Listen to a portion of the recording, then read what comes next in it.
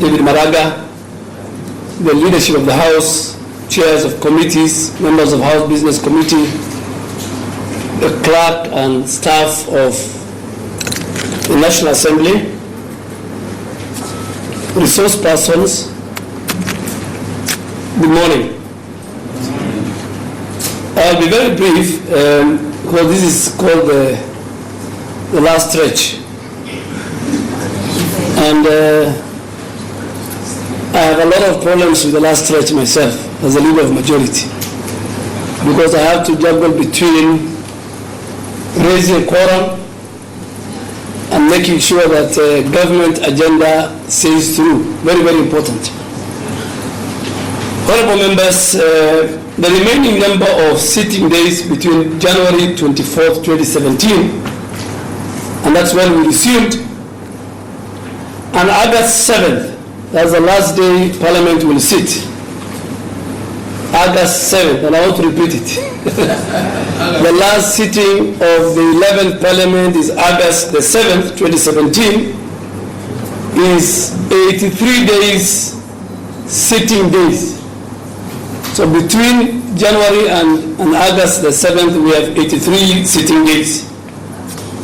And among the key priority business, we have a huge lineup, but the key priority business that we must pass for government to function, the executive, and for Parliament to function, and for the judiciary to function, is among others the passage of the Supplementary Estimate 1 for the financial year 2016-2017, which was tabled on 1st of December 2016 and now is under consideration by committees.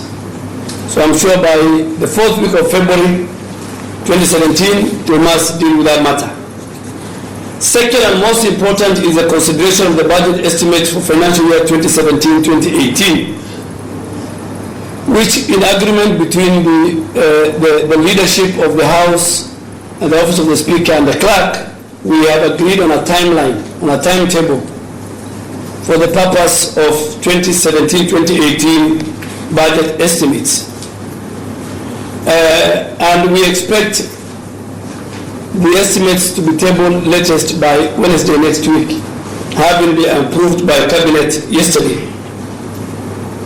We have concluded the division of revenue bill, which is very, very important, 2017, on 9th of, we completed the last stage, we did it yesterday, and now I'm sure by Tuesday the Speaker will forward that to the Senate for consideration.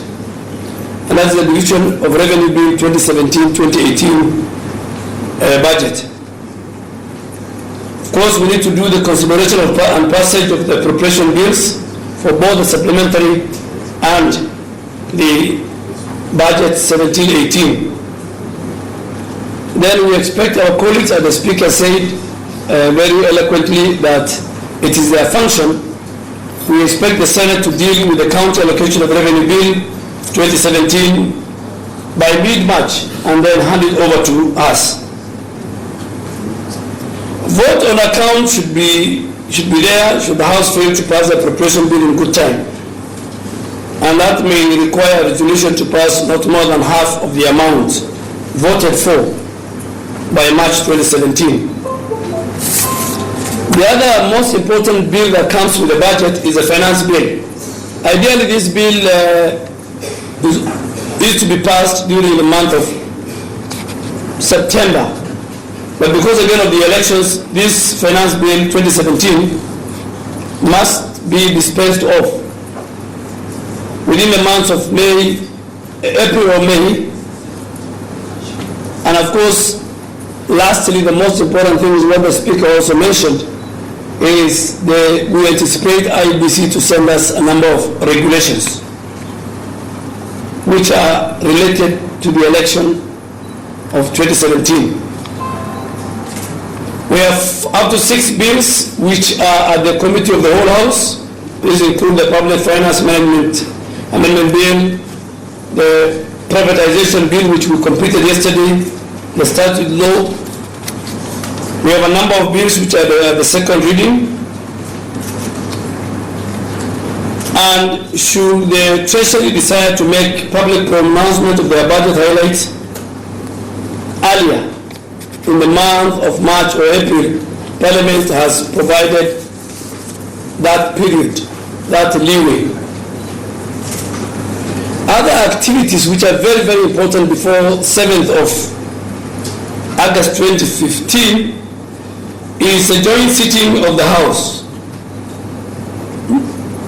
where both the Senate and the National Assembly sit together for the presidential address. And this tentatively will be done on the 15th of March 2017. We expect the CS for National Treasury to do his budget highlights around March 23rd, 2017. And if time allows and the numbers allow, we expect the State of the Nation address to be done by the President in June 15th, 2017, once the leadership of the House requests the Speaker. So that is tentatively the most important calendar before us.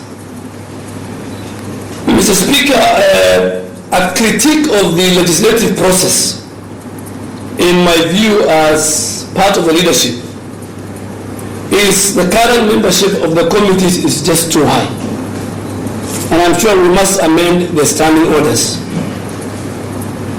As the chair of the Committee on Selection, I think we made a mistake in increasing the membership in various committees from 19 to 29 members.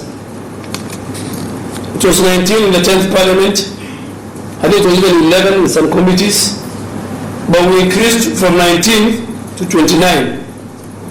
I think what we should have done, ideally, and of course, as the Speaker said, we have learned as we develop the 11th Parliament, we should have increased the number of committees instead of the membership. We should have had more committees, but very few members. And I'm sure the standing orders is going through a number of changes, which before we go on recess, on our final lap, I'm sure we will either adapt, amend, or reject it. Mr. Speaker, as the holder of this office for the first time, I want to thank your office, the office of the clerk, my colleagues, the leadership from both sides. Not before the 10th Parliament, Mr. Speaker, I knew only the table office. And I think where the finance office and the chamber, and maybe the sergeant at arms. But this office of the leader of majority has made me learn a lot and have so many friends in Parliament among the staff, mainly in the legal, legislative, and the budget office. And I did know that Parliament has such, serious departments with serious people. And I said at one time, a young fiscal analyst at the budget office did a presentation, and that made me say that I think my children can work in Parliament. I think my son can work either in the legislative or in the legal or in the budget office, because that is where serious people work. And I'm sure in the last 4.5 years, I have interacted, I have walked to their offices. I didn't allow them to come to my office. And those three departments, the legal, the legislative, and the budget office, plus the office of the clerk and your office, made a serious contribution not only to the function of the legislature and the 11th Parliament, but to my own career development. I think I've learned a lot. So, Speaker, I am also saying that today, I am sure, I can only speak for my office, that whoever will walk to the office of the leader of majority will find a serious infrastructure that nobody handed over me anything. I mean, I walked into that office and I sat with my secretary, Dorothy, at the Commonwealth room for 6 months. I shared that office with my secretary. I'm sure colleagues will agree with me. But I said, being the first holder of that office, I think it was upon me and Parliament to create a niche for that office. And I'm sure today, whoever will walk to that office, you will find researchers, you will find a team of staff, you will find colleagues, people from the legal, from the legislative, from the clerk's office, from the research department, who are ready, from the committees. Speaker, I also want to thank chairs of committees and the director of committees. These are people who have been really been working together. A number of times, you know, we had to balance between putting a committee report on the other paper than a government bill. And I'm sure you know my zeal. I always say government comes first, because I believe in the Jubilee administration, and I was their captain in Parliament. So I always say that the President and the Deputy can run the executive, myself and my other leadership and the chairs of committees, and I'm sure your office and the clerk will also make sure that the executive agenda and the people of Kenya, that the agenda is going through. Speaker, I'm sure we had issues with our other house, but as time went, we developed synergy. I think, you know, in my community, Mr. Speaker, long time ago, even now, the mode of transport is the Land Rover. And at the back, the pickup of the Land Rover carries about 10 people. So usually we carry 20 people. So before it starts to move, it's very, very uncomfortable to be among the 20. But as it drives through the rough road, all the 20 people will ultimately sit very comfortably. And even they will have a bottle of water or whatever they will drink. So I think the first 1 year, 2 years, we forgot the Constitution, and I'm sure today the Chief Justice is here. That the framework of the Constitution gave each one of us, each houses, specific responsibilities. But because, you know, we are politicians, we thought the Senate will become a squatter in the National Assembly, and the National Assembly will take some powers of the Senate. That's why we had push and pull. But I think 2015, after we were given advisory opinion by the Supreme Court, we realized that we don't want to go back there. Even the Supreme Court was very, very clear that you people, your roles are distinct, your functions are distinct as the people of Kenya decided. So I'm sure today we have a more robust relationship between the two houses. Mr. Speaker, the other thing that we had serious issue with was the famous tyranny of numbers.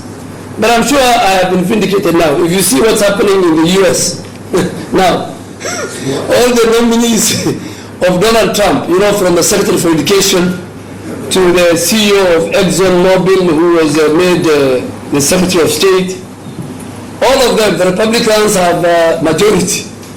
And, you know, I was so happy I could see, and for the first time I forgave my colleagues in court. You know, at one time I was wondering, why are these people behaving like that? But I saw the Democrats last night, the previous night, when the lady who has been nominated for Secretary for Education was being rejected on the floor, the way the Democrats were agitating. And I think we also developed a very good synergy with our colleagues in the other side of the divide. Speaker, I think for those of us who are looking at the standing orders, we also need to look at the threshold for quorum. I think 50 is a bit too high. It's a bit too high. We need to review it. And Speaker, you know, this idea of, when I went to the House of Commons, you know, on Wednesday, Prime Minister's time, you have over 200 of them standing. And the first day I asked, why are these people standing in the House, the chamber? And I'm told there are no chairs. I was told there are no chairs for these people. So even this mentality that we should have 349 chairs in the chamber, I think is misnomer. That because at no given time, even when we have passing a constitutional bill of 2/3, where we raised 260. I always ask myself, at any given time, there is 100 members of parliament who are missing. So I think there are too many chairs which are not used in that house. So I think we should go the House of Commons way, you know, that those who don't come very often, they should not get seats. When there is a presidential address, some people should be standing, you know. And that's what I experienced the first day in 2015. I went to listen to Prime Minister Cameron. I was shocked. I saw over 150 standing. And I said, what's happening? There's a demonstration here. But I was told that not everybody in the House of Commons has a chair. Mr. Speaker, finally, I think the tour of Parliament, for those who will be there, they have to deal with a number of issues. One of them, they must deal with the bloated governance structure of our country. That I think we cannot escape. They should also deal with whether we can have a hybrid where certain ministers can come from Parliament. That I think they need to do, so that, and this is done in other presidential systems, in France and many other countries. So I'm sure those who will have the privilege, of course I wish all my colleagues that they will have that privilege, that the tour of Parliament, from where I sit, we will still have, Jubilee will still have the tyranny. So we will use our tyranny now to amend the constitution in a very progressive and citizen-driven, when the tour of Parliament is constituted, inshallah. And I'm sure with those men, Mr. Speaker, I think these members of the House Business Committee have done a great work. I was talking to the clerk earlier, is that we have never had to vote in the last 4.5 years. I'm sure those of us who are in the 10th Parliament, you could remember what used to happen in the House business, you know? When the leader of Wiper used to be the chairman, and when he sees the seat is too hot, he takes off, and then he leaves behind another very divisive chair by the name Honorable Kimunya, who was his deputy, and Kimunya could say, only my agenda will pass, nothing else. And you could see sometimes it used to end in disarray. I'm sure Mahmoud was there, he will tell us, Mheshimiwa Chachubanya. But this House Business Committee leadership, Mr. Speaker, I think under your leadership, and all of us did very well, and we need to give them a round of applause. We also need to give a round of applause to our chairs of committees. I think they have performed Matiangi standard, you have performed B+. And I'm sure our staff did very, very well. And I want to thank you as the leader of majority, the staff of Parliament, and of course the Parliamentary Service Commission. We made sure that we get our salaries in time, our allowances and our trips. So Clerk's Office and Parliamentary Service Commission. And I'm sure the small issues that we had with the Sahara Serem, as we close the 11th Parliament, we will forgive her. She was also learning the rope. SRC was also new.